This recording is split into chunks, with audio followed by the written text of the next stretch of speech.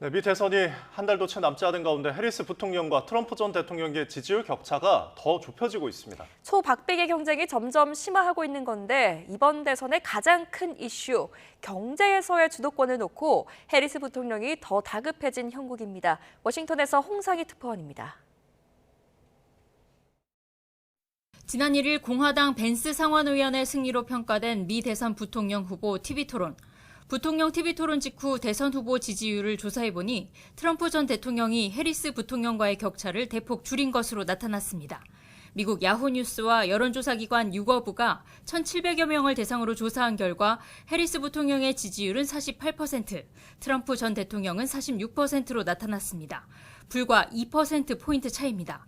지난 9월 두 사람의 TV토론 이후 조사에서 해리스 부통령이 5%포인트 앞섰던 것과 비교하면 트럼프 대통령이 바로 턱 밑까지 쫓아온 겁니다.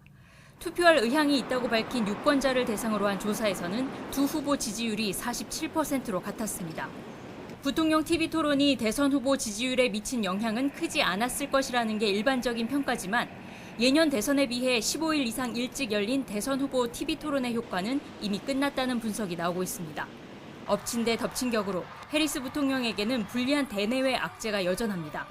지난주 미 항만노조 파업은 사흘 만에 끝나 한숨 돌렸지만 이스라엘과 이란의 확전 가능성과 경합주 노스캐롤라이나와 조지아를 휩쓴 허리케인 헐린에 이어 밀턴 피해가 우려되고 있습니다.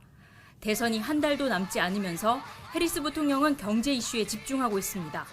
특히 미시건과 펜실베이니아, 위스콘신 등 러스트벨트 경합지에서 노동자들의 마음을 사기 위해 고군분투하고 있습니다.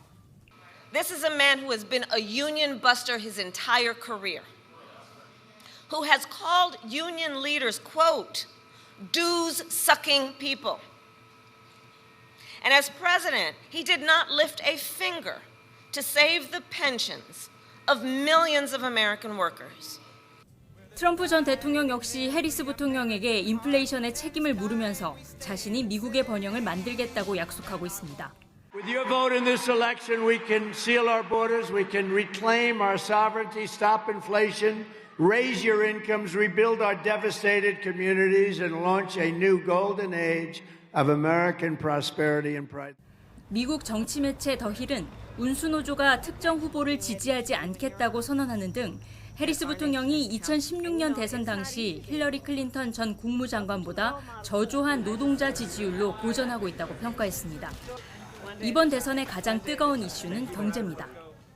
트럼프 전 대통령이 불법 이민자 추방과 관세 공약으로 경제 이슈에서 앞서가는 가운데 남은 대선 기간 동안 해리스 부통령이 경제로 유권자들의 표심을 돌릴 수 있을지가 이번 승부를 가르는 주요 요인이 될 전망입니다.